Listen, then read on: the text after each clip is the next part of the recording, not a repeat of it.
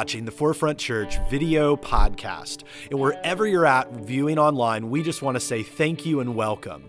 And one of the ways that we can help connect with you is we want to hear from you and where you're at and how we can help. And so head over to forefrontchurch.info after the message and click the Connect tab. It's a great way for us to help you along your spiritual journey as you connect with God and learn about Jesus. And so sit back, relax. We hope that you're challenged and encouraged from today's message.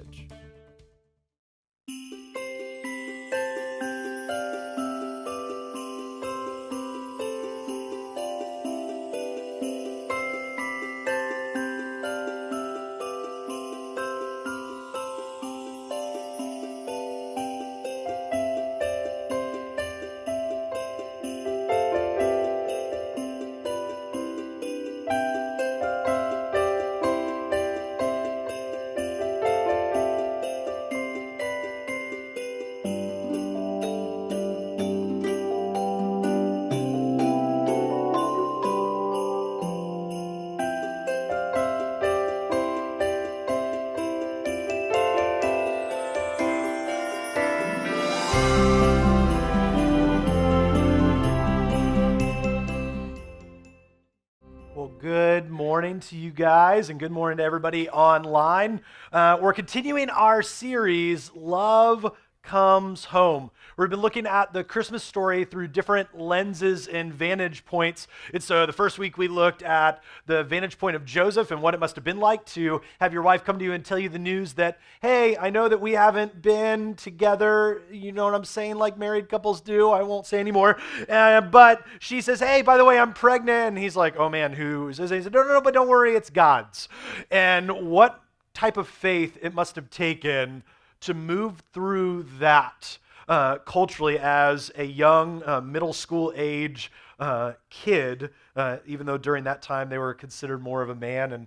And then the last week, we looked at the perspective of Mary, that she's given this dream that you're going to, oh, by the way, you are with child, and by the way, that's going to be the Son of God. He is going to come to take away the sins of the world, and you're going to be his mom, and so you're going to give birth, and you're going to carry him, and you're going to feed him, and you're going to take care of him, and make sure he doesn't, anything bad happen to him, because there's big plans for him. And as a middle school girl, she's like, oh, okay, all right. And then we get to Herod, which is kind of, to put it mildly, is the Grinch of this story. He really is the antagonist, the one who causes a lot of trouble, the one who doesn't get things all that right. And what can we learn from his perspective? And we'll get to that here in a moment, but I want to ask you a question. How many of you, when you've been sitting in the passenger seat of your car, that the person driving, it's been such a tumultuous experience that you looked for the imaginary brake? How many of you guys have ever had that? Yeah, everybody, and I see people like pushing their hands down, like, stop it, I'm a good driver. And the chances are no. We live in Virginia Beach, and so there's lots of that around here. It is absolutely crazy to me when I watch my wife do this. You see, I drive most of the time. It's not like a power trip or anything. She enjoys sitting in the passenger seat. She doesn't like to drive all that much. And so she's like, you drive? And I'm absolutely, I'll drive. And I get in there, and then it's like she immediately she went through all things like police academy and knows all of the laws that no one else knows and does. And then she just wants to have control. And so I'll be driving and I'll see that and this happened just a couple months ago. We're driving along and she's in the passenger seat, I'm driving, and I see up front that there are brake lights. But because I'm the one driving, I know when we should probably brake. And I can see her doing this. She turns into like Bruce Lee. She is just kicking over there and all that. And I'm laughing, and I hear, babe, babe, babe. And she gets really loud. I'm like, what? And I'm easing on the brake. And I'm doing it. She's like, we almost hit those cars or whatever. I'm like, no, we didn't. Because I saw them. And I saw the brake lights. You want to know why? Because I'm the one driving. And that went over great. And so, about to be married, don't do that. And so we're having a friendly conversation in the car, And she said, there's a difference between having breaks and using them. And there's moments sometimes where you say something that you don't mean to insult someone's intelligence, but you insult someone's intelligence. And I'm like, babe, I know what brakes are for, and I know that they're in the car because I've changed them. And I know what they're there for, but I get the point she was trying to make, that just because it's there doesn't mean that we're always going to use them properly. And it got me thinking about, because in each one of our vantage points with our characters in this account, they're all left with, am I going to use the tools that have been given to me? Am I going to trust God?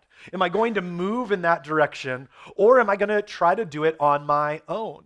That is the very crux of everything from cover to cover. The account of God's story, the Bible, is man wanting to go his and her own direction, and God going, I have a better plan. Will you just come back? And well, we've all been given the same tools. We've all been given, whether you're not, whatever socioeconomic and places that we found, God has given you the opportunity to hear information and be impacted by the story of Jesus, his love, his mercy, his grace. And in all the people in this encounter, they had to make a choice. I've been given the tools to drive. I've been given the ways to stop. What will I do with it? And I love the way that Philip Yancey puts it. He says, a God wise enough to create me in the world that I live in is wise enough to watch out for me. But he continues on in this account that he writes. He says, but that doesn't give us a free pass to, in his words, and I love this, he said, let go and let God, which I abhor that phrase. You know what? You just need to let go and let God, which takes all things, Carrie Underwood, Jesus take the wheel, or whoever it was that's saying it. No, yes, God should be in control, but we should be a part of the process. You go, it's in God's hands now. No, work hard, pray, dig in. Get dirty. God wants us to be a part of the process. And yes, God has given you and I, and he's wise enough to give us all the protection that we would need, but he wants us to be active in that pursuit. And every single one of the people throughout the narrative of the Bible, and in this Christmas story specifically, had a choice. Am I going to go my own way, or am I going to trust what God has told me? And we catch up with Herod over in Matthew chapter 2. And Herod is one of these guys, if you turn over there, we give Bibles away for free in the lobby. You can stop by the Get Connected table, or you can go, if you're digitally inclined, for you guys online, forefrontchurch.info, swipe over to the Notes tab. It has a digital Bible and notes about today and everything.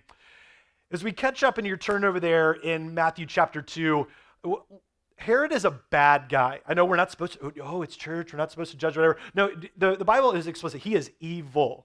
If he were alive today, even if you are not pro-war, anti-war, whatever, most men and women around the world would go, that needs to stop. That is not okay.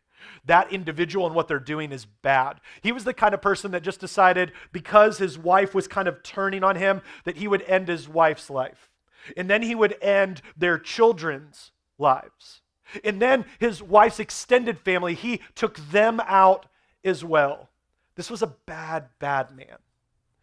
And as we catch up with him in this part of the story, as Joseph and Mary have now had Jesus coming into the world, he's catching word of it, and he has a choice, just like they did, just like you and I do.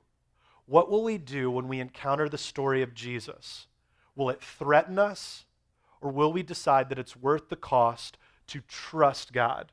And it starts in verse 1 of chapter 2 of Matthew. It says, after Jesus was born in Bethlehem in Judea, during the time of King Herod, Magi from the east came to Jerusalem and asked, where is the one who has been born King of the Jews? We saw his star when it rose and have come to worship him. I want to pause this morning. We're going to burst a few bubbles here. Some of the things that you may have always understood that aren't actually maybe the way you've always understood. So when you've heard that you've seen a play because your kids were in it and they all dressed up cute and didn't remember any of their lines, or you watched it on TV, there were how many wise men? 3. No. Like some of y'all are like, huh? Like you totally understand. Never in the account of the Bible do we get the number of wise men that were there. We assume that because there were how many gifts? 3. So all of a sudden, 3 gifts. Somebody could have been really generous and showed up all by himself, but we are told that it could just been 2 guys that brought an extra one. It could have been a whole slew of guys, 15, 20, 30, that wanted to come and celebrate Jesus. We're actually never given the number. Here's another thing. Baby Jesus was born where? I heard manger, and I also heard stable. Some of you guys, what is it, the willow displays that you have, like the handwood carved things? You've spent a lot of money getting all that together. You're going to be so sad at this. You've invested so much money because baby Jesus was in that stable. And we assume this because after they had him, he was laid in a manger. See, during that time, as they approached that, scholars would look to this, it actually would have been a 4-walled structure, more than likely a home that someone that they may have known or maybe a family friend would have been in. And underneath, there would have been a large opening where animals would be able to come and go freely. And then there would be a ladder or steps that would go upstairs to a living area that more than likely Jesus was given birth to up there. And then they go, wait a second, we need a soft place to lay him. So we're going to go downstairs, and we found a manger where we can put him. You can look it up. We're going to post it on our Facebook page, and all of you are like, oh no, what do I do with everyone's going to go home and build like just a building instead of there like, all right, that's good. It's fascinating, the things that we assume just because we've always heard it said that way. That's why the Bible is absolutely amazing. As we dig in and as we learn about some of these things, we go, man, that might not have been the way it was. It's like last week when we talked about when the angel appeared to Mary and she was afraid. All the little pretty angels you have around your house. Everybody who sees an angel in the Bible is terrified. Maybe they look like fangs and crazy looking, whatever. We don't know. They just show up with a sword that's on fire. And I'd be terrified. We just don't know. And that's why I love being able to dig into these pieces as we do it. We're going to burst a few more bubbles, and so buckle up. It continues on. When King Herod heard this, he was disturbed, and all Jerusalem with him. When he had called together all the people's chief priests and teachers of the law, he asked them where the Messiah was to be born. In Bethlehem in Judea, they replied, for this is what the prophet has written. And so they hearken back to what has been told generation after generation about there will be one, the King of Kings, who will come to take away the sins of the world and start this new kingdom, a new era. Continues on, but you, Bethlehem, in the land of Judah, are by no means least among the rulers of Judah, for out of you will come a ruler who will shepherd my people Israel. Then Herod called the Magi secretly and found out from them exactly the time the star had appeared. He sent them to Bethlehem and said, go and search carefully for the child. As soon as you find him, report to me, so that I too may go and worship him, which was a total lie. He wanted to absolutely destroy Jesus and anything that would get in his way. Verse 9, after they heard the king, they went on their way, and the star they had seen when it rose went ahead of them until it stopped over the place where the child was. When they saw the star, they were overjoyed. On coming to the house, they saw the child and his mother Mary, and they bowed down and worshipped him. And then they opened up their treasures and presented him with gifts of gold, frankincense, and myrrh. We don't know how many because it doesn't say. Maybe not 3. We'll see. And having been warned in a dream not to go back to Herod, they returned to their country by another route. You know, one of the things we're going to get to in a little bit is the fact that as we read this account, they see a star, they follow it, they go to the place that he was born. This all sounds like it took place in one day, one night. What we find out a little bit later by some context clues is as they traveled and as they got to Jesus, and as word gets back to Herod that they weren't coming back, Herod sends word. He says, you know what? I want you to kill every boy that is aged 2 and under. What we begin to find out from some of these context clues and some further investigation is that this journey, this following the star, this trekking to go find Jesus, took about 2 years from them to go and to find him. And so we read all these things and we see it in a play and we see it in a movie and go, oh. But then we come to find out, why would he aim so high at 2 years? Because all of this is unfolding. We read it in just a few chapters, but we see it takes much longer for this story to unfold as these two teenagers bring into the world Jesus, and these people are coming to celebrate them in a place that was probably a little more structural than we would like to think. And all of this is happening, and Herod wants to kill them. And he wants to end the life of Jesus. You see, Herod is met with a choice. Mary and Joseph are met with a choice. You and I are met with a choice. The story of Jesus has now been told. The story of his redemptive movement has now hit our ears. It has pierced our heart. And where do we respond? How do we go? Do we say, God, I want to trust you and I want to move in your ways? God, you are good, and I know that I have faults and flaws, what we would call sin, missing the mark that you intended. I'm going to follow you, God. I want you to redeem me. Or do we say, you know what? I think I know better. Because this is the movement that Herod has. Herod goes, I've seen it. I've seen what's taken place, and I know better than God. And then we get to our time, to today, in this moment. And I love the words of Amy Carmichael, a since past missionary. She shares, Satan is so much more in earnest than we are. He buys up opportunity while we are wondering, how much will it, what? Cost. I meet people who want to follow Jesus, who want to trust him. And they go, you know what, I want to, but that means I might have to give up something. It means something in my life might have to change, and I don't really want that. And now I want to paint a clear picture. And I say this from time to time, that following Jesus isn't like completely hijacking your life to where all you do is sit in your house and sing worship songs and read your Bible, and you never go outside, and everybody outside is bad, bad, bad, bad. The world's bad, and I'm just going to sit here and do it. That is not what God intended for you. That's why Jesus, during his lifetime, was called a liar, a drunkard, a thief, and all these things. Why? Because he spent time in places that maybe even for some of you, you would never go because you're really holy. Yeah, that's where Jesus went. Doesn't feel like the irony's lost on us this morning. You see, he was called those things because he spent time with people that needed it. He realized that there was a cost involved, and, well, he was going to go after people no matter what. And Satan wants nothing more than to derail you and I. He did it with Herod. He's done it with other men and women all throughout time. And he wants to do that drastically in your life and in mine, to say, you know what, he is going to work hard, and so it is on us, the onus is on us to not let go and let God, but to grasp firmly to the love, redemption, and mercy of Jesus and say, God, I will pray as if it all depends on you, and I will work as if it all depends on me, and that beautiful collision of prayers and action will end up in a beautiful, beautiful movement of watching you and your life just absolutely wreck this world with God's love that is beyond reason. But we keep asking that question, how much will it cost? Because we live within a culture that wants everything quickly and easy. And nothing kind of paints this picture better than when my daughter came up to me at the water park this past year. We had some friends who had gotten us passes to Ocean Breeze Fun Park. It's just plain fun. No, it's not.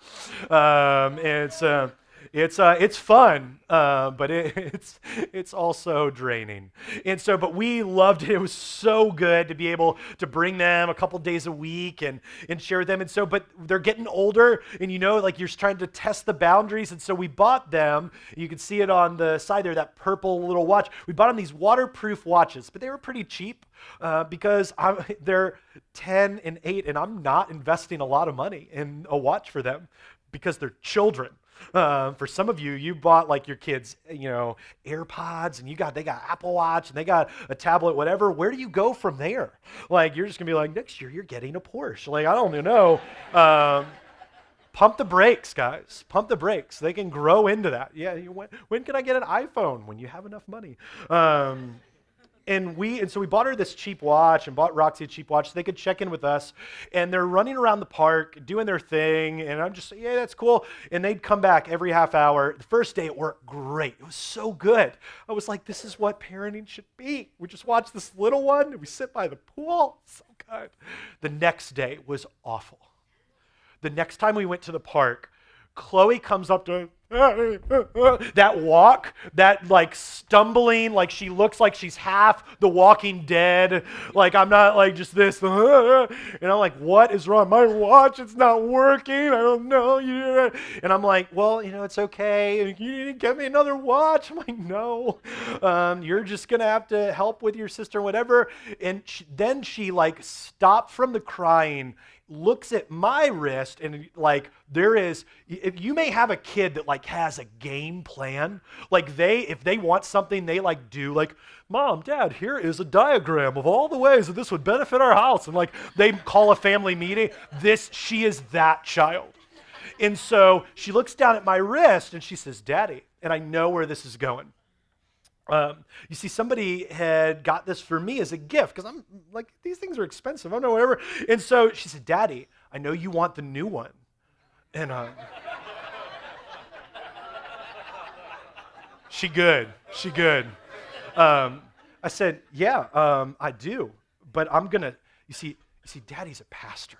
And your mom, she teaches kids in China. It's weird. And so like, we're gonna save up money, because that's what you do when you're a big boy and big girls. And we're going to save up, and one day we'll be able to do that. And she's like, we just need to buy it right now. And like, I just look at her and I'm like, oh, that's cute. Go play. Like she did not understand that things can't happen that fast, that easily, and that it's just going to come cheap. We just do it, right? We just do it. Like no concept of that. And I wonder when we look at this cost factor, if we're wanting the entire thing, when God's going, no, that's not how this works. I've been told that you can choose two between fast, good, and cheap. But you can only choose two. You can actually go to fastgood.cheap, and these toggles are there, and it will never let you pick all three. I'm serious. You can go there on your phone, fastgood.cheap, and every time you click two, you try to click a third one, and it'll move another one. And if you want to drive someone crazy, just send them that. And just constantly. But when it comes to faith, I think this is somehow we've gotten this confused, that we've been met with a choice when we meet and come into contact with the story of Jesus. And we want it all together, and we just can't have it that way without the work. You see, we can want this factor of good, fast, and cheap. I want to be in a good relationship with God. I want to be strong in my faith. I want it to happen quickly, and I don't want to have any effort. That's called lazy. That's what a 10-year-old does. That's what a 10-year-old tried to do. But when you become grown, you realize that you can't always have it that way. That's why even there in the center, you can see the note at the bottom, you're dreaming. That's not going to happen in your faith. But where I think a lot of people land, when I meet people, I talk with them and counsel with them, they want the movement of God to happen quickly and without a lot of investment. And so they want it fast and they want it cheap. You know what, God, I've encountered your story and I want it, but I want to my life's a wreck and I just need it to happen fast and I'm not willing to put a lot in. And I watch that and I go, you'll have a connection with God. It's just going to be a shallow one. It's going to be one that is just asking for, God, what can you do for me? God, I need. God, give me. If you've ever been around a kid who's done that, over time, you just begin to ignore them. If you're a healthy adult, I'm just not going to do that for you. But then I meet people who go, you know what, I'm not willing to put in the work, but I want something great. Like, I'm not going to make the investment, and I want something good. And I go, you know what, eventually that'll happen. It's like the people that go, I want to lose weight, so I eat one healthy meal a month, and I work out one time a month, and I don't know why it's not happening faster. And the rest of us laugh, unless you're the person doing that. Don't look at anyone. But it's not going to, you may reach the goal, but it's going to be a long suffering road because it's not going to yield the results that you want. But people stay away from the fast and good side. This is what happens. People walk through the doors. My life is in shambles. I'm having a difficult moment. I need Jesus. And I love that we are that place. There's a lot of places in churches because I grew up in it. I've heard people talk about it. The church at large is amazing, but there are churches out there where you can go and it just is feel good. We have never been accused of that. We're going to speak honestly.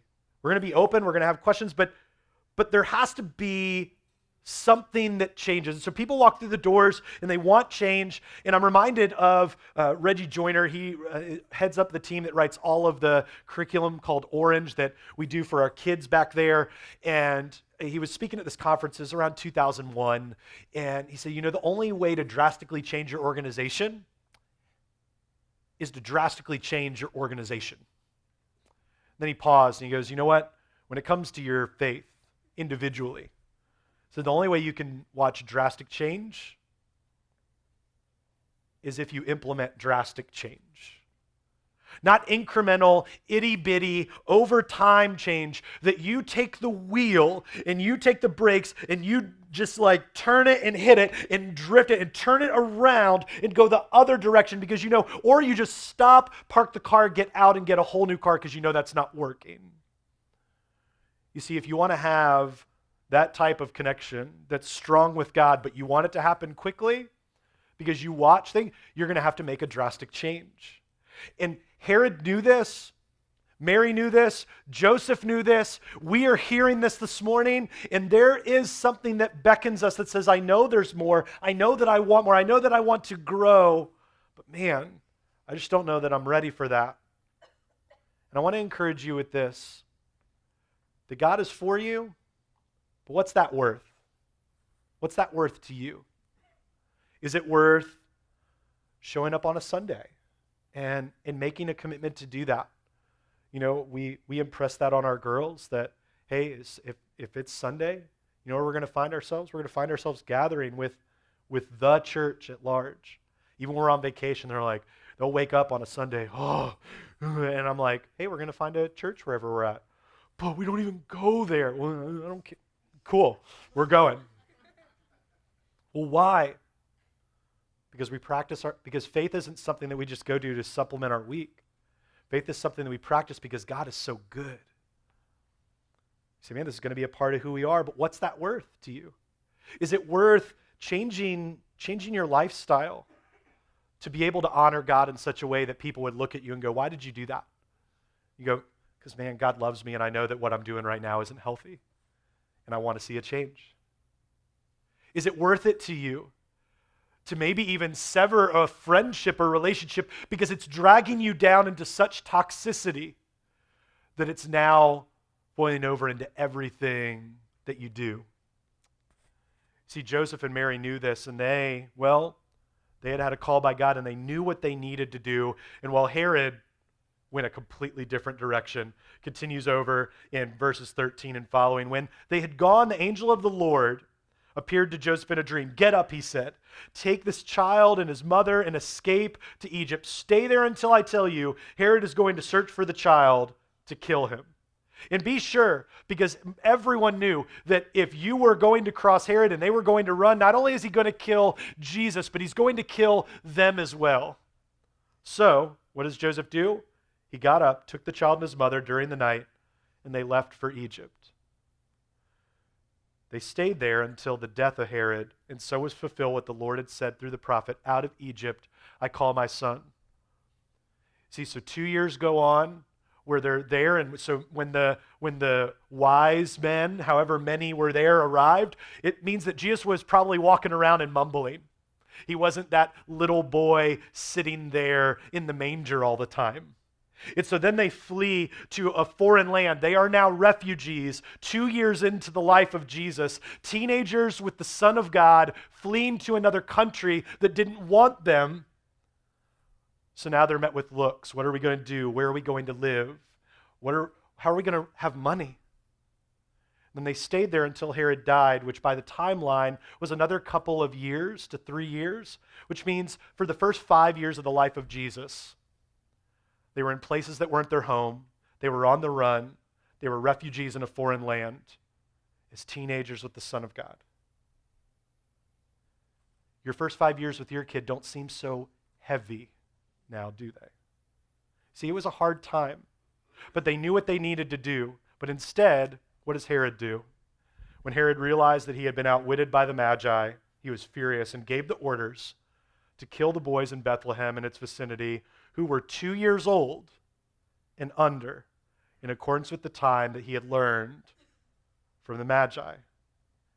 You see, when you don't choose God, when you don't choose to trust and obey, say, God, I'm going to follow you. When you don't trust and obey, your inner conflict and your inner turmoil, what's happening inside of you, it's going to pour out onto others. The way we say it to our girls is your core will always leak. The things that you listen to, the movies that you watch, the people you spend time with, the person that you gossiped with, that because they're open to gossiping will also gossip about you. The way that you speak to the server because they get your order wrong, because God forbid someone makes a mistake.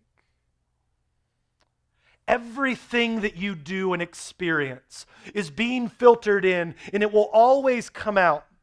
One writer wrote that which is internal will always become visible. How are you leaving people?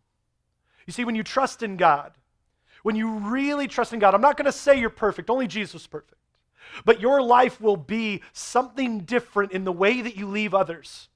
You will trust him and follow him in ways that leave people going, man, that felt good. You have people in your life, when you spend time with them, when they leave, you always feel better. That you just go, man, I hung out with them and that was good. And you want to keep gravitating to those people. And then there's people that you're not going to, don't look at them right now. Do not nudge them if you're sitting beside them. But there's people that are in your life that you spend time with them. And they leave and you have to sit down. You're like, dear Lord, Jesus, Jesus, Jesus. Like you are so drained. And you know what's happening in that moment? What's at the core always leaks out. How are you leaving people? Because how you leave people has everything to do with who you're trusting in. And while trust is felt and not spoken, you can tell me all day long that you love Jesus.